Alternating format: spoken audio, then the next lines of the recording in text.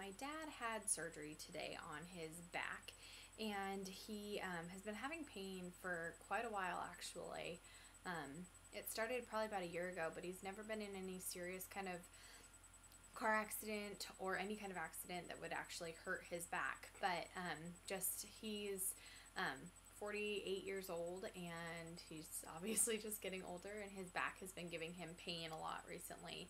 And he started to notice it when his legs would become numb, either in the middle of the night or during the day. And so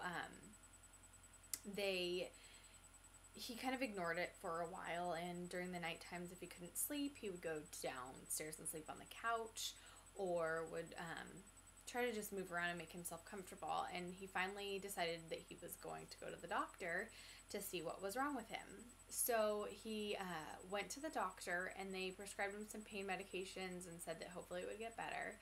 But nothing happened, and he kept having to sleep on the couch. He was tossing and turning, never getting a good night's rest, and his legs were still numb. There would be times where we'd all be hanging out in our living room, and he would be like in extreme pain because his legs were numb and he couldn't feel anything and his back was hurting him.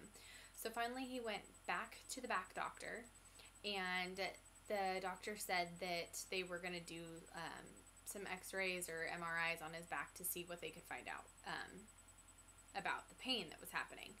And come to find out, he had not nerve damage, but his nerves were being pinched off. In your spinal cord, you have one thick nerve that goes up and down the middle, and then you have two small ones that go on the left and right sides through tiny holes in your vertebrae. And what had happened is that those holes had just become not big enough for the nerves anymore, and were cutting off the circulation of the little nerves on each side of the large nerve going down all your spine. And that was causing the numbness in his legs.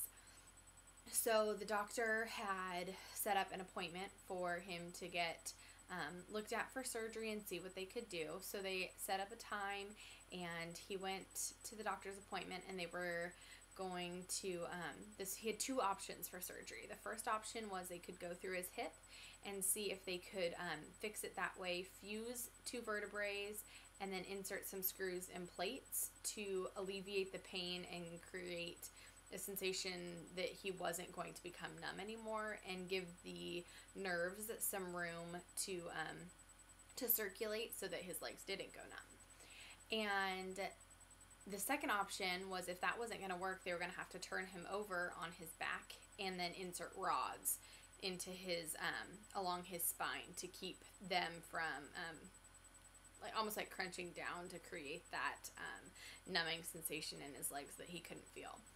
So we had the appointment scheduled for the week of the 28th of December for him to have surgery. And unfortunately, my grandfather passed away on the 28th, and he was unable to have surgery. So today was actually the day of his surgery, and thankfully they were able to just go through the hip and insert the screws and plates and fuse the vertebrae, so they did not have to do a very aggressive surgery and flip him over to his back and insert the rods that way. So we are very blessed that he did not have to have that done, and he stayed the night in the hospital this evening due to the fact that he was in extreme pain still, and it was just going to be a better situation if he stayed at the hospital. But he is in recovery and doing well, and will hopefully get to go home tomorrow, so that's always a blessing.